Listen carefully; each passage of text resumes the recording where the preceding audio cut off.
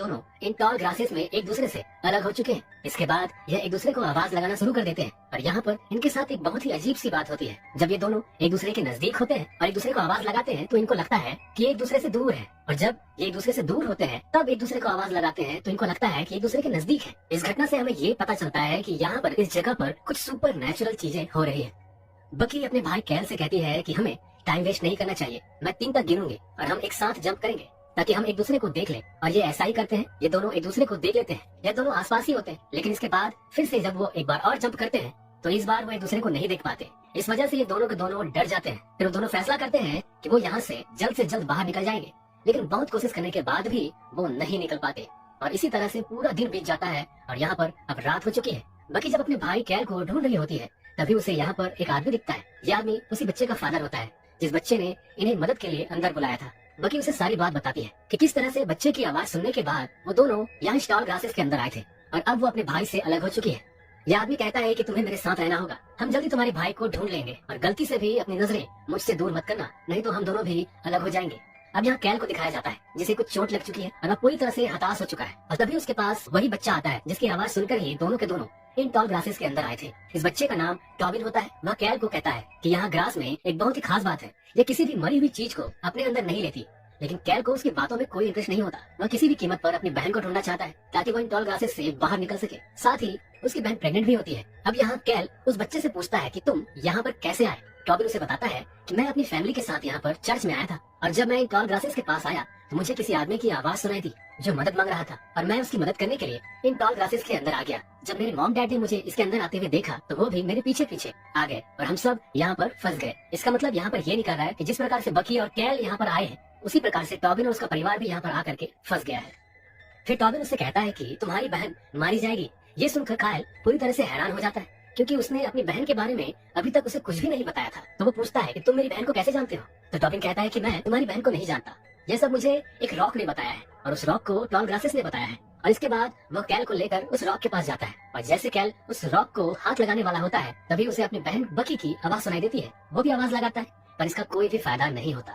वही ग्रासेस के बाहर हमें एक और आदमी को दिखाया जाता है जिसका नाम ट्रेविस है और यह बकी का हस्बैंड है। दरअसल ये अपनी वाइफ को ढूंढने के लिए निकला है और उसे यहाँ पर बकी और कैल की गाड़ी दिख जाती है जिसकी वजह से उसे ये पूरा यकीन हो जाता है कि वो दोनों इसी ग्रासेस के अंदर है। जब वो इन टॉल ग्रासेस के अंदर जाता है तो उसे सबसे पहले टॉबिन मिलता है। टॉबिन कहता है कि मुझे पता है कि तुम अपनी वाइफ बकी को ढूंढने के लिए यहाँ पर आए हो, लेकिन इसका कोई भी फायदा नहीं है क्योंकि अब वह मारी जा चुकी है। और इसके बाद वह ट्रेविस को उसकी वाइफ बकी के डेड बॉडी के पास ले जाता है। ट्रेविस अपनी वाइफ की डेड बॉडी को देखकर पूरी तरह से टूट जाता है। वह सारी रात वहीं पर रोता रहता है, साथ ही अपनी वाइफ का नेकलेस भी अपने पास रख लेता है। ट्रेविस यहाँ से निकलना चाहता है लेकिन पूरी कोशिश करने के बाद भी यहाँ से नहीं निकल पाता। अगली सुबह उसे ग्रासेस के बाहर से एक बच्चे की आवाज आती है। ट्रेविस उस बच्चे को मदद के लिए आवाज लगाता है और बाहर हमें दिखाया जाता है कि वह बच्चा और कोई नहीं बल्कि टॉबिन है जो उसकी आवाज सुनकर इन टॉल ग्रासेस के अंदर आ जाता है और उसके पीछे पीछे उसके मॉम और डैड भी इन ग्रासेस में खो जाते हैं। और इसके बाद इस कहानी की शुरुआत का सीन दिखाया जाता है जहाँ पर बकी अपने भाई कैल के साथ यहाँ पर आई है और उन्हें टॉबिन की आवाज आती है।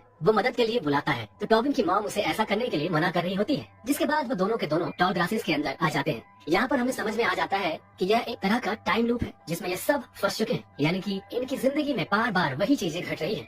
अब इन टॉल ग्रासेस में दिखाया जाता है जहाँ पर बकी साथ ही उसका भाई कैल एक दूसरे को आवाज दे रहे हैं जैसा कि हमने कहानी के शुरुआत में देखा था। इसके अंदर अब बकी का हस्बैंड भी आ चुका है जिसका नाम ट्रेविस है। वो इनकी आवाज सुन लेता है, साथ ही इन्हें टॉबिन की आवाज भी आती है। वो कह रहा होता है कि इसका डॉग मारा जा चुका है और तभी इन्हें याद आता है टॉबिन ने कहा था कि जो टॉल ग्रासेस है यह मरी हुई चीज को अपने अंदर नहीं लेती, वह उसे मूव नहीं करती। इसलिए तीनों के तीनों तय करते हैं कि टॉबिन की आवाज की तरफ बढ़ेंगे और जब भी तीनों के तीनों एक दूसरे की आवाज पर ध्यान ना दे करके टॉबिन की आवाज की तरफ ध्यान देते हैं तो यह एक दूसरे से मिल जाते हैं। यहाँ पर ट्रेविस इन दोनों को बताता है कि तुम दोनों पिछले 2 महीने से गायब हो, यानी कि 2 महीने से वो इस टाइम लूप में फंसे हुए हैं जिसके बारे में इन दोनों को कुछ भी पता नहीं होता। कैल को लगता है कि वो पिछले 1 दिन से ही इस जगह पर फंसे हुए हैं। इसका मतलब ये है कि वो लोग 2 महीने से इस लूप के अंदर बार बार आ रहे हैं और ये लगातार चला जा रहा है। अब यहाँ से निकलने का एक प्लान बनाते हैं। ये ग्रासेस बहुत लंबी होती है इसलिए टॉबिन को अपने कंधे पर बिठा लेते हैं और चर्च की बिल्डिंग की तरफ बढ़ना शुरू कर देते हैं।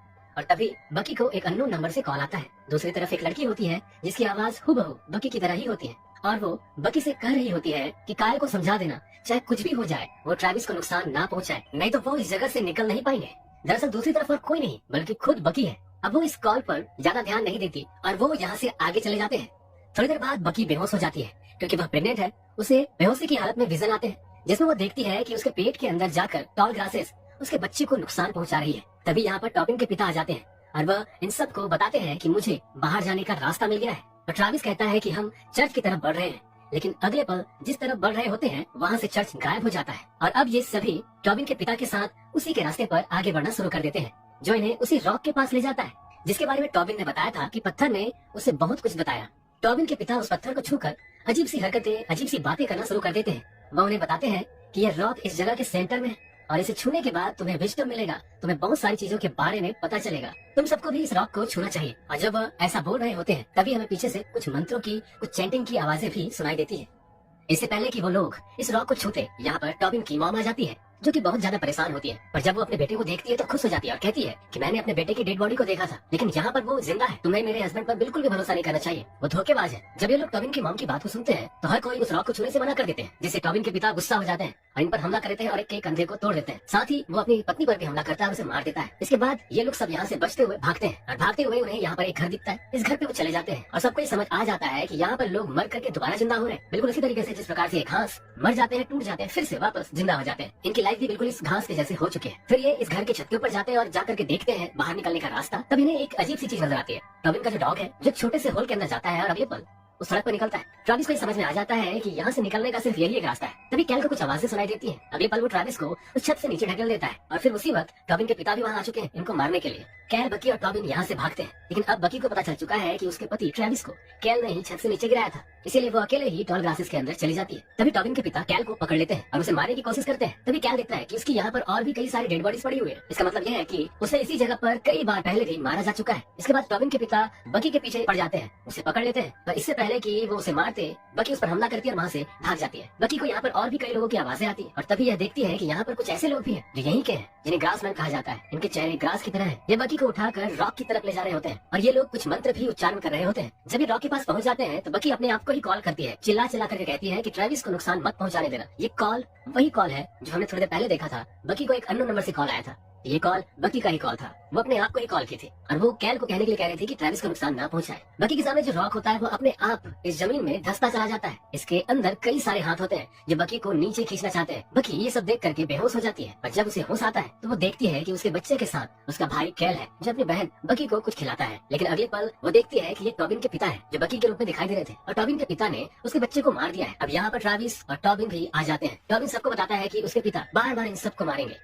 इसके बाद टॉबिन के पिता ट्रैविस के ऊपर हमला कर देते हैं और उसे पूरी तरह से जख्मी कर देते हैं और अपने बेटे टॉबिन को पकड़कर उससे रॉक को टच करवाने की कोशिश करते हैं। और तभी बकी पीछे से उस पर हमला कर देती है और तब ट्रैविस जो कि अभी पूरी तरह से ठीक होता है वो टॉबिन के पिता को मार देता है। पर बकी की भी अब मौत हो चुकी है, यानी कि कैल, टॉबिन के पिता और साथ ही बकी भी ये सभी मर चुके हैं। अब यहाँ पर सिर्फ टॉबिन और ट्रैविस ही बचे हैं। अब ट्रैविस सब कुछ जानना चाहता है, इसीलिए वो रॉक को टच करता है, जिसके बाद उसका बिहेवियर भी बहुत हद तक बदल जाता है। अब ट्रैविस टॉबिन को उसी जगह ले जाता है जहाँ से उसका डॉग बाहर गया था और वह टॉबिन को कहता है कि वो यहाँ से बाहर निकल जाए क्योंकि वो यहाँ से जा सकता है, पर ट्रैविस नहीं। वो टॉबिन से कहता है कि तुम यहाँ से बाहर निकल जाओ और जाने के बाद तुम ही इस टाइम लूप को खत्म कर सकते हो, क्योंकि वो जानता है कि जितने भी लोग मारे जा चुके हैं वो जल्दी ही जिंदा हो जाएंगे। फिर टॉबिन उस जगह से इंटर हो जाता है और अगले पल वो देखता है कि वह चर्च के अंदर है। चर्च का दरवाजा खोलकर जब वह बाहर आता है तो वो देखता है कि वहाँ पर एक गाड़ी है और यह गाड़ी बकी और कैल की है। ये टॉल ग्रास के अंदर से अभी कुछ आवाजें आ रही होती है एक बच्चे की, मतलब वो टॉबिन की आवाज है जो कि अंदर मदद के लिए बुला रहा होता है। इससे पहले कि वो लोग अंदर जाते, टॉबिन जो बाहर है उन तक पहुंच जाता है और कहता है कि इन ग्रासेस के अंदर मत जाना। तब इन दोनों को कुछ भी समझ में नहीं आता। टॉबिन इन्हें कहता है कि ट्रैविस ने मुझे भेजा है और इसके बाद वो बकी को उसी का नेकलेस देता है और बोलता है कि मुझे ट्रैविस ने ये नेकलेस दिया था और कहा था कि तुम्हें इन टॉल ग्रासेस के अंदर जाने से मना करो। वो नेकलेस देखने के बाद डिसाइड करती है कि वह इन टॉल ग्रासेस के अंदर नहीं जाएंगे। इसके बाद ये दोनों के दोनों गाड़ी से इस जगह से निकल जाते हैं। ट्रैविस जो कि अभी टॉल ग्रासेस के अंदर होता है वह बकी की बातें सुन लेता है और अपनी जिंदगी की आखिरी सांसें वो इसी टॉल ग्रासेस के अंदर लेता है। और अब क्योंकि बकी और कैल ग्रासेस के अंदर नहीं आए तो यह लूप यही